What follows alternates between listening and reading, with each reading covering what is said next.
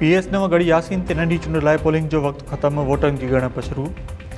मदेजी ऐं ॾखण जे polling station ते वोटिंग जो अमल जारी रहियो।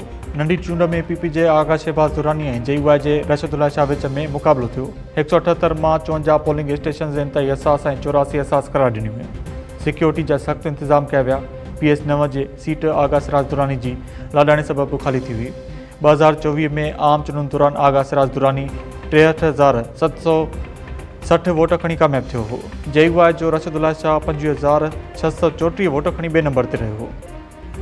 जागिल सर्किल जो तमाम 21 पोलिंग स्टेशन्स उते मुकम्मल तौर ते धांधली थी रही है ऐं असांजे एजेंट्स के ॿाहिरि कढियो वियो आहे। असांजे वोटर्स के पोलिंग में दाख़िल थियण जी इजाज़त न ॾिनी वई आहे ऐं मूंखे त कुझु अहिड़ा बि मालूमात थी आहे जो उतां जो जेको पोलिंग स्टेशन जो स्टाफ आहे उहो बि उतां जे लोकल वॾेरनि जी वांगार वहे थो ऐं जेको आहे स्टेपिंग करे रहियो आहे, जंहिंजी मां कंप्लेन DRO साहब खे RO साहब खे बि कई आहे ऐं हिन महिल DRO साहब उन पासे ॾे वियल आहे ऐं मूंखे उन यकीन दहानी कराई आहे त मां तव्हांजा जेके बि वोटर आहिनि उन्हनि खे वोट कास्ट कराए पोइ उहा पोलिंग बंदि कंदासीं।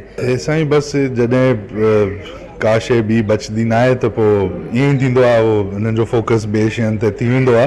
पर असां इहो ई चवंदा साईं खे त फोकस कनि पंहिंजे वोटर्स खे कढण में ऐं जेको तरीक़ेकार आहे उन्हनि ते हलनि ऐं वोट कराइनि, ॿियनि ते इल्ज़ाम न हणनि। JUI उम्मीदवार रशदुल्ला शाह धांधली जा इल्ज़ाम हणंदे चयो आहे त जागण सर्कल जे 21 पोलिंग स्टेशन मां असांजे एजेंट्स खे ॿाहिरि कढियो वियो। वोटर्स खे बि पोलिंग स्टेशन जे अंदरि वञणु न ॾिनो वियो। DRO ऐं RO खे सबूत ॾेई छॾिया आहिनि। PP उम्मीदवार आगा शहबाज़ दुरानी धांधली जा इल्ज़ाम रद्द कंदे चयो आहे त जॾहिं का बि शइ बचंदी न आहे त अहिड़े क़िस्म जा इल्ज़ाम हया वेंदा आहिनि। JUI उम्मीदवार खे घुर्जे त पंहिंजे माण्हुनि खे ॿाहिरि कढे ऐं वोट कास्ट कराए, अजाया इल्ज़ाम न हया वञनि। फैज़ हमीद सां जेको बि ॾोहनि में शरीक हो कानून जे कटड़े में ईंदो। फैज़ हमीद PTI बानी लाइ प्लान ठाहियो हो। फैज़ हमीद जो PTI बानी जे हर ॾोह में किरदारु हो। फैज़ हमीद जी सज़ा बाद 9 मई जे वाक़िअनि जा PTI बानी ख़िलाफ़ बि केस हलंदा। PTI बानी जो को बि मुस्तक़बिल न आहे। वफ़ाक़ी वज़ीर राणा तनवीर हुसैन जूं शेखुपुरा में मीडिया सां ॻाल्हियूं। वज़ीर आज़म जी सियासी मामलनि वारी सलाहकार राणा सनाउल्ला चयो आहे त मामला फैज़ हमीद, जनरल बाजवा ऐं PTI बानी जी मर्ज़ी सां हली रहिया हुआ। ईअं नथो थी सघे त को हाज़िर सर्विस ऑफिसर आर्मी चीफ जे मर्ज़ी खां सवाइ कूड़ो केस ठाहे ऐं ॿिए ॾींहुं कोर्ट मार्शल न थिए। इंटरव्यू में राणा सनाउल्ला चयो त हिकु ब्रीफिंग दौरान जनरल बाजवा ऐं फैज़ हमीद सां ॻाल्हि ॿोल थी। जनरल बाजवा चयो त राणा सनाउल्ला घणो थुलो थी वियो आहे। जेल में स्मार्ट हो, राणा साहब खे ॿीहर स्मार्ट बणायो। मां जनरल बाजवा खे चयो त मुंहिंजे मथां केस अव्हां करायो आहे। अलाह हिन ई दुनिया में उन जो हिसाब कंदो। IMF Benazir income support program जी बजट वधाइण ते इत्मीनान जो इज़हार कंदे प्रोग्राम जी इमदाद में वधीक वाध करण जो मुतालबो करे छॾियो। IMF अख़्तियारनि मूजिबि बेनज़ीर इनकम सपोर्ट प्रोग्राम जी बजट खे मज़बूत कयो वियो आहे। आलमी मयार जे मुक़ाबले में बेनज़ीर इनकम सपोर्ट प्रोग्राम जी रक़म घटि आहे। इमदाद जी रक़म 13,500 अरब रुपयनि मां वधाए 14,500 रुपया कई वई आहे। प्रोग्राम में 2 लख ख़ानदाननि जी वाध कई वञे। IMF मूजिबि माली साल 2026 जी पुॼाणी ताईं फ़ाइदो हासिल कंदड़ ख़ानदाननि जो अंगु 10.2 मिलियन ताईं पहुची वेंदो। 2024 में नई घरेलू सर्वे खां पोइ प्रोग्राम जी इमदाद वधणु घुरिजे। ऑस्ट्रेलिया जे शहर सिडनी में यहूदियुनि जी तक़रीब में फायरिंग, 10 ॼणा मारिजी विया, 12 ज़ख़्मी। परडे मीडिया रिपोर्ट्स मूजिबि फायरिंग जो वाक़ियो सिडनी जे बोंडी बीच ते पेश आयो। 2 हथियारबंदनि शहरनि ते फायरिंग कई। हिकु हथियारबंद मारिजी वियो, हिकु गिरफ़्तार। पुलिस इलाइक़े खे कड़ो चाढ़े छॾियो। वाक़ियो यहूदियुनि जी तक़रीब दौरान पेश आयो। ॾखण पंजाब जूं महिरूमियूं ख़तमु करण जो वाहिद हल सूबो ठाहिणु आहे।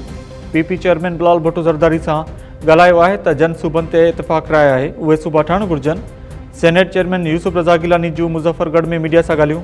यूसुफ रज़ा गिलानी चयो आहे त फैज़ हमीद खे सज़ा मिलण सां एहतिसाब जे निज़ाम ते एतमाद में वाध थींदी। तसवर कयो वेंदो हो त वॾनि माण्हुनि खे सज़ा ॾियण जो निज़ाम न आहे। हाणे उहो तसवर ग़लति साबित थियो।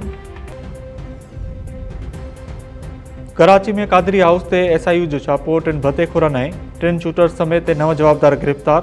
SSP SIU डॉक्टर इमरान चयो आहे त गिरफ़्तार जवाबदार रेहान जी निशानी ते कादरी हाउस ते छापो हणी जवाद कादरी ऐं मुला शाहज़ैब समेत 9 जवाबदारनि खे गिरफ़्तार कयो। वॾे अंग में हथियार बि हथ। गिरफ़्तार कयल जवाबदारनि जो तालुक़ु समंद काठियावाड़ी ऐं वसीला इलाइक़ो गैंग सां आहे। जवाबदार वसीला इलाइक़ो ऐं समंद काठियावाड़ी जो नेटवर्क हलाईंदा हुआ। जवाद कादरी, रेहान ऐं मुला शाहज़ैब मरकज़ी किरदार आहिनि। मसला जो कोई न मारियो ए शोशो वाले असांजो हक थे हक करे असांजो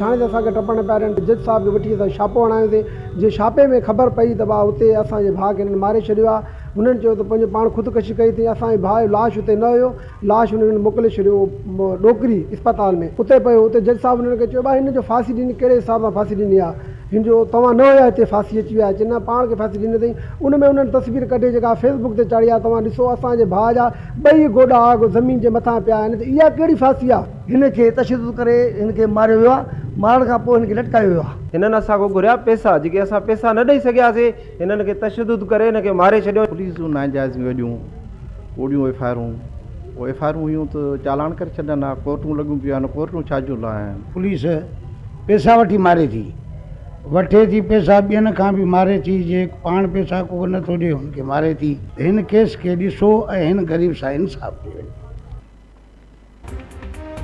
लाड़काने में नौजवान ज़ुबैदुल्ला लाशारी जे वारसनि जो प्रेस क्लब ॾाढो लाश रखी धरणो नौजवान जी अमड़ भाउ ऐं ॿियनि वारसनि एहतजाज कंदे चयो त नौजवान ज़ुबैदुल्ला लाशारी खे पुलिस गिरफ़्तार करण बाद 2 लाख रुपया रिश्वत घुरी पैसा न ॾियण ते खेसि तशदुद करे क़तलु कयो वियो इतला ॾियण खां सवाइ लाश अस्पताल मुंतक़िल कयो वियो वाक़े जी शफ़ाफ़ जांच करे इंसाफ़ कयो वञे गुज़िरियल अली बाकराणी थाणे जे लाकअप मां नौजवान ज़ुबैदुल्ला लाशारी जो लाश मिलियो हो पुलिस वाक़े खे आपघात करार ॾेई छॾियो बुखो बुरू कीअं करियां काॾे वञा अञा अलाह तो कीअं खणूं असांजो कमाईंदड़ पुटु हो कमाए असांखे खाराईंदो हाणे असां बुख हुजे त रड़ूं था आहियूं था कयूं असां लाइ कुझु बि कोन थो थिए चङनि वटि वञूं था ॼण कुतो पेर थो सिंघेनि ईअं हथ ॾेई 20 बचा आहिनि नंढड़ा काॾे वञूं हिन करे केरु ॾिए केरु असांखे साथ ॾिए असांखे कुझु साथ ॾियण वारो ई केरु कोन्हे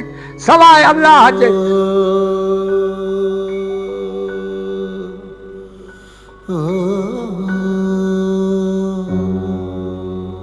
टंडो रहीम खान में इंसाफ़ न मिलण ते थाणे अॾो पाण खे बाहि ॾींदड़ अली खान शाणी जो पीरसन पी इंसाफ़ लाइ वॼाईंदे लुड़क लाड़े वेठो टाइम न्यूज़ सां ॻाल्हाईंदे पीरसन चयो त पुट खे मुखालफ़नि ॻुझी जाइ ते धकणी तशदद ऐं तज़लील जो निशानो बणायो हो इंसाफ़ लाइ पुलिस वटि वियो त पुलिस एफआईआर खां इनकार कयो जंहिं ते पुटु इंतिहाई क़दम खयूं अॼु पुटु दुनिया छॾे वियो आहे पर पुलिस खे रहम नथो अचे अदालत जे हुकुम बावजूद एसएसपी बासर मुखालिफ़ धुर सां बिट बणियल आहे पुट जा मासूम बचा केरु पालींदो ख़ुदारा नोटिस वठी इंसाफ़ ॾियारियो वञे 1 महीनो अॻु केस दाख़िल न थियण ख़िलाफ़ एहतजाज कंदे अली खान शाणी थाणे अॾो पाण मथां पेट्रोल हारे बाहि ॾिनी हुई गुज़िरियल ॾींहुं हैदराबाद अस्पताल में दम ॾेई छॾियो हो